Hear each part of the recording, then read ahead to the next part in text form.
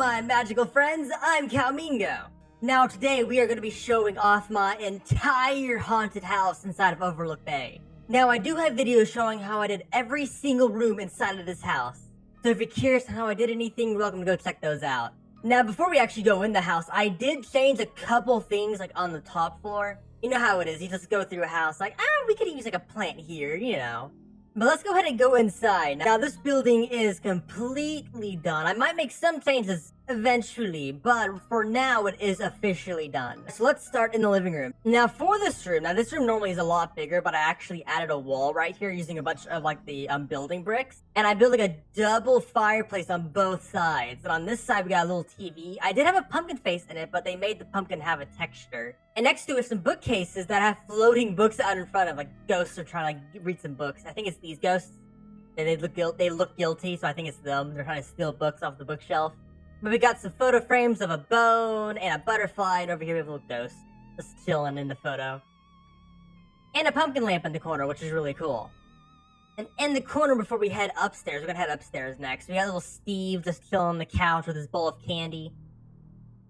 And the spider up there is slowly judging him for just lounging with a bowl of candy. Really proud of it so far, but if we head upstairs, this is one of the first things I've added. I've added some coloring to the front of all the steps, and it's the colors of a candy corn, which is really, really nice looking. I'm very glad with how it turned out. And it's just using 4 little tiny squares on every step like this one, little tiny squares inside of the shapes menu. But heading upstairs, we got like a bunch of spider webs everywhere, a little spider in the corner, little skeletons and a pumpkin on the ledge with a chandelier. And when you head upstairs, I've added a whole lot more into this room. I mean, as you can see, I added a whole lot more of this little neon lighting everywhere. We got like a row of neon lighting on the entrance. We got some on the wall making a giant X. X marks the spot. It marks where the candy is. Candy's the real treasure. But going in the room, I went ahead and recolored these little sci-fi little alien chairs.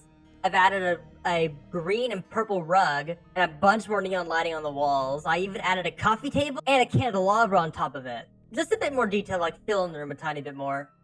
I even used some of the cauldron this thing right here. Colored them black and like made a little cloud pattern above the sofa. This is basically just like a really cool little disco area to chill with your skeleton buddies. So many skeletons in this house. And in here we have a little vampire bedroom. I've added quite a bit of stuff. I added cool little mirrors in the background, which look really spooky. Ooh. And on the walls we added some more decorations. I used a rug. I used a little fancy rug and with the sides all colored black and just the middle colored white. So it blends in with the wall more in order to highlight the coffin a little bit more on both of them too, so it's on both of them. I also recolored the candelabras to have little red candles instead of white ones, which look a lot better. Like, look at that. It looks so good. I'm so proud of it. And in here we have a really nice bathroom. A little bloody toilet with the new showers. And a really cool little sink area. Oh yeah, and one more thing I missed in this room. I've added some zombie hands because they shrunk the size of the zombie cupcakes. Zombie hands coming out of the window. It's so cool looking. I love it. I'm very proud of how that turned out. But look at this. When you head downstairs, you can see all the individual colors. It looks really nice. I'm very surprised how well this turned out. But heading into one of my favorite rooms, here's the pumpkin bedroom. Now, this is my favorite room purely because of all the floating pumpkins. Look at them. They're so cool. This is the first room I did the floating stuff in too. At least like the curved version of it, and I'm so proud of how this room turned out. Now yet again, I do go in depth in all different parts of all different buildings, but the one thing I will say is this walls are actually striped rugs. So if you want like this type of wallpaper and only covers some of the room, you can use rugs as wallpaper. Just for a cool little building tip. And one really cool thing too is you can put your pet in the bed and sleep with it. I'm sleeping with my shadow corn. It's so awesome. And moving on, we have the pumpkin bathroom that really doesn't follow the pumpkin theme, but it's, you know, it's on the pumpkin room, so might as well call it that. But in here we have the witch's cauldron bathtub, which is very spacious. A little sink area, a toilet with a ghost coming out of it. And then my favorite part is we have a little vanity using a table and 2 of the desks on the side of it. This is all in part 2, by the way, if you want to see how I did it. It's so cool looking, I love it. But moving on, below the stairs we have a cool little pet area. I did add some crossbones behind it because they fixed the pumpkin that I had there. And over here we have a little dining area for our little ghost over here. And some sci-fi tables on the walls next to the fireplace, and a little alarm clock, because you always need to know what time it is. Now there's 2 rooms left. There's the kitchen and the basement. I'll start off with the coolest part. I have a cauldron here with a bunch of like floating ingredients above it. So you have like a bones, you have a pumpkin pie, a butterfly, an alarm clock, all above a fire already be cooked into like a cake or something. We got like a double fridge and everything. It's really cool. This is also one of my favorite rooms just because of how colorful it is.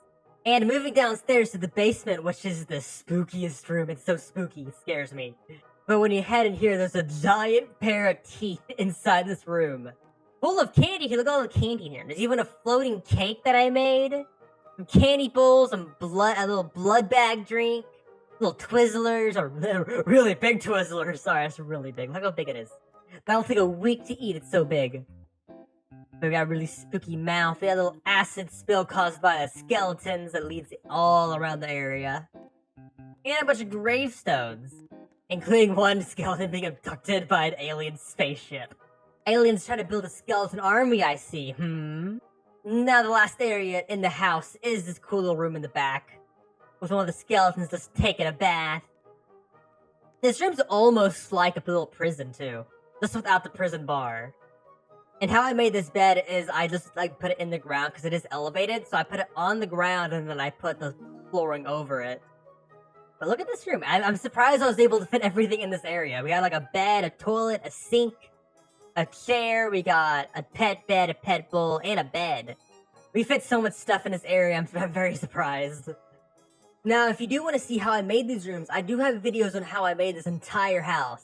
4 separate parts, or if you just want to see it yourself, you're always welcome to follow me on Roblox and join me in game if I'm ever online, because my house is always open for y'all to come see it. Now, if you have any questions on anything about this house, do let me know down in the comments, and thanks for being here, and I'll see y'all next time. Goodbye!